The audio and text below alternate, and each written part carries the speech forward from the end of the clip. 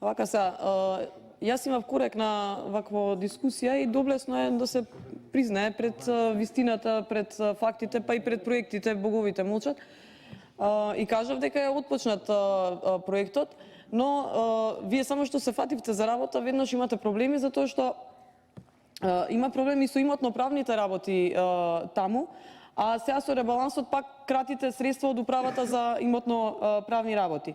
Да, било ветувано и цело време кога немате изговор или аргумент да се оправдате за нешто што не се реализирале, не беше направено во време на ВМРО ДПМН, вие го имавте ветувано, ама и вие го имавте ветувано во 2018, во вашата програма е ставено дека ќе се изгради тој булевар и мост.